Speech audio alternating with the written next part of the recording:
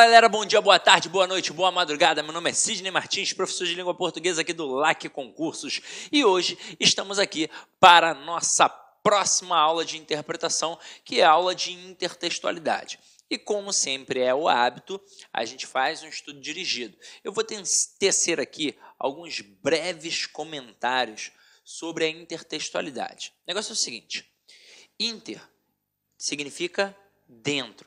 É quando um texto entra no outro. Isso é intertextualidade. Na verdade, é quando um texto dialoga com outro. Sidney, isso é importante para a prova do concurso público? É óbvio. Isso é importante para o processo da interpretação como um todo. Não só para a prova, mas para a vida. Você só entende uma intertextualidade se você tiver o conhecimento do outro texto, por exemplo. Várias piadas a gente só entende se entender a analogia que foi feita, a comparação ao outro texto que foi feita. Então, vou citar aqui alguns exemplos de intertextualidade que são famosíssimos dentro da nossa literatura e que, às vezes, o aluno não compreende. E não compreende por quê? Porque tem falta de leitura.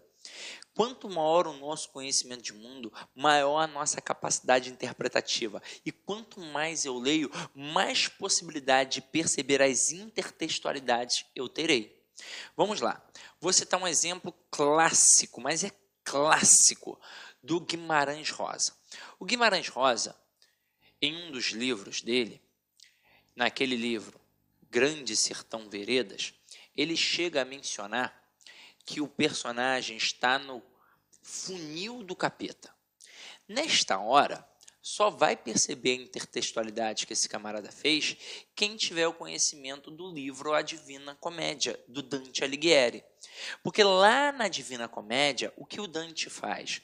Ele faz uma trajetória em que passa pelo inferno, pelo purgatório e pelo paraíso.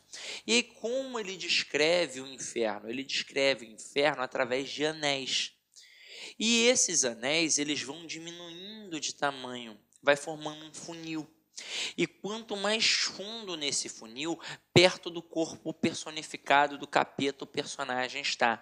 Caramba, olha só, para o cara entender a história lá do livro do Guimarães Rosa, ele tem de conhecer ou ter lido o Grande Sertão Veredas.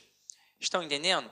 É óbvio que numa prova de concurso público, o camarada não vai te cobrar essa profundidade de conhecimento. Ele vai te cobrar, por exemplo, coloca um texto brincando com política, e aí ele coloca um leitor, por exemplo, dizendo assim, de frente a um espelho: espelho, espelho meu, há algum país mais corrupto que o meu? E aí, naquele momento, que intertextualidade aconteceu? A intertextualidade com o Conto de Fadas, com a Branca de Neve, em que a rainha ficava o tempo todo, né, a rainha má, né, a bruxa, o tempo todo de frente ao espelho, perguntando: espelho, espelho meu, há alguma princesa, rainha mais bonita do que eu neste reino? E por aí vai. Então, esta foi a intertextualidade. Por exemplo, uma piada só é entendida se a gente tem um conhecimento do outro aspecto. Eu lembro, por exemplo, uma vez, isso tem tempo, na época do Cacete Planeta, que eu estava sentado no sofá do lado da minha avó, e a gente estava vendo Cacete Planeta, aí passou um episódio do John Mirulho, que era um camarada que não enxergava bem, né? Ele era zarolha, né? Ele, porra, não conseguia enxergar, ele era muito míope. E ele usava aquele oclão, fundo de garrafa, e ele errava tudo. E aí uma vez deram o comando para ele acertar um local, e ele falou: opa, tá tranquilo, eu já vi aqui onde é para acertar. Aí ele acertou na Cruz Vermelha, naquele episódio, né, que os Estados Unidos acabou acertando a Cruz Vermelha, coisa e tal, deu mó caô, né, aí, em relação às nações. Naquele momento, eu ri.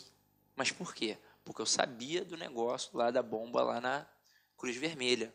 A minha avó não entendeu nada. Ela falou: isso é muito sem graça.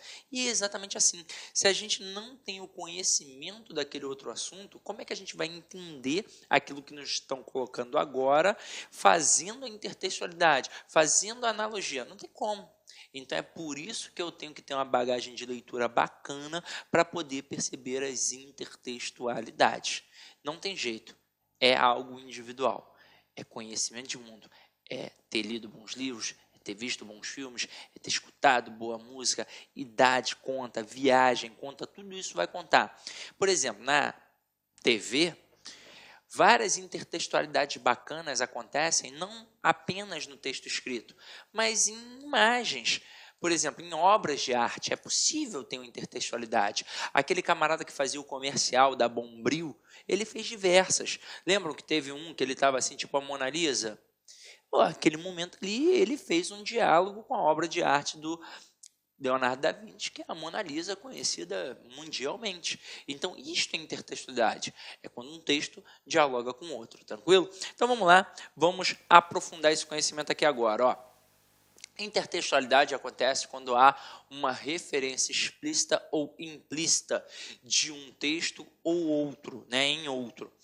Também pode ocorrer com outras formas além do texto, música, pintura, filme, novela. Toda vez que uma obra fizer alusão à outra, ocorre a intertextualidade. Eu já citei para vocês o texto escrito, já citei para vocês a pintura. Música, por exemplo, eu faço intertextualidade aqui. Se você acompanha o meu curso de gramática, você provavelmente já viu eu cantando 2 ou 3 musiquinhas. Você já me viu cantando o funk da locução verbal, que eu brinco com aquele funk, eu nem lembro o nome do funk, que era, sei lá, não vou lembrar. Agora, você já me viu cantando a musiquinha do complemento nominal com a adjunta de nominal, que é uma intertextualidade com a música do padre Marcelo Rossi. Você já me viu cantando o samba do porquê, que é uma intertextualidade com o samba do Almig Neto, que é aquele conselhos, detalhe, reza a lenda, que não é do Almig Neto, né, tem um outro autor, mas é o Almig Neto que canta e ficou conhecido na voz dele e pronto, acabou. Então, isso é intertextualidade. E tem diversas coisas. Filmes tem direto. Pô, filmes. Tem aquele filme Todo Mundo em Pânico, que é, na verdade, uma intertextualidade com o filme Pânico. Então, é mais uma vez uma brincadeira e a gente só ri daquele filme Todo Mundo em Pânico, porque a gente tem também o conhecimento do filme Pânico e vê que tem a brincadeira. Tranquilo? Beleza? Então vamos lá, ó. Apresenta-se explicitamente quando o autor informa o objeto de sua citação. Num texto científico, por exemplo, o autor do texto citado é indicado. Já na forma implícita, a indicação é oculta. E aí, ó, aqui é que tá bacana, ó. O autor do texto é indicado na forma explícita. E aqui, ó, na implícita, a indicação é oculta. Isso daqui é que é o mais difícil. Na implícita, na oculta, eu dependo do conhecimento individual que eu tenho. Por isso é importante para o leitor o conhecimento de mundo, um saber prévio, para reconhecer e identificar quando há um diálogo entre os textos. A intertextualidade pode ocorrer afirmando as mesmas ideias da obra citada ou contestando-as. Há 2 formas, a paráfrase e a paródia. Antes de citar a paráfrase e a paródia aqui, a gente vai começar pela paráfrase.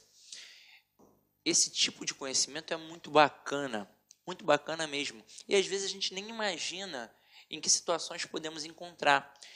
Eu vou citar um programa da TV, na verdade passa no SBT, que é o Chaves, que é um programa que foi comprado lá do México.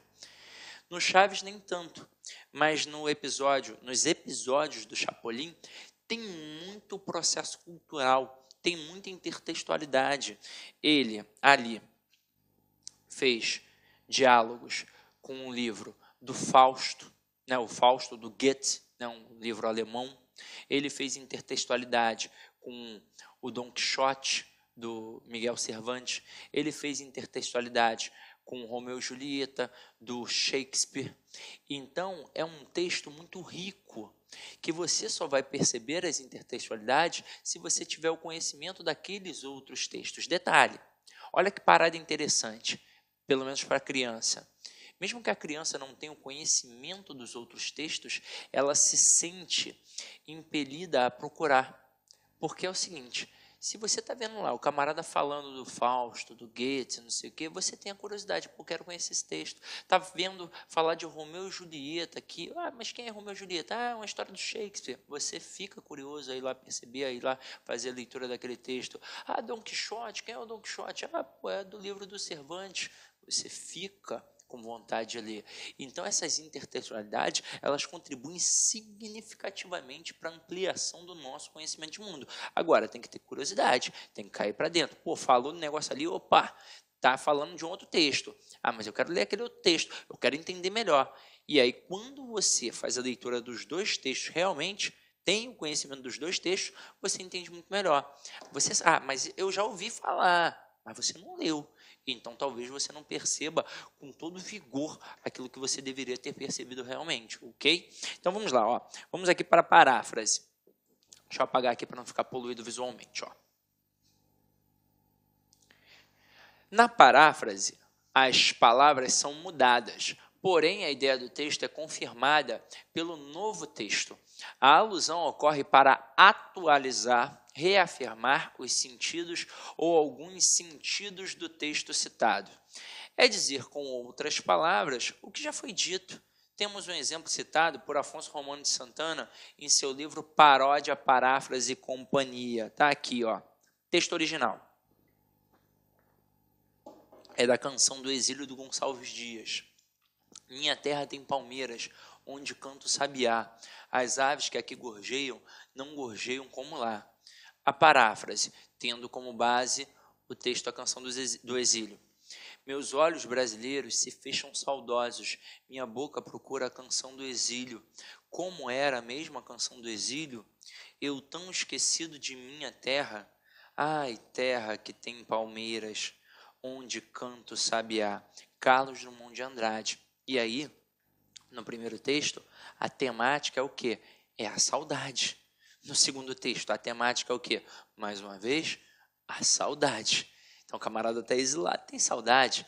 Nos dois textos, a temática é mantida. Agora, na paródia...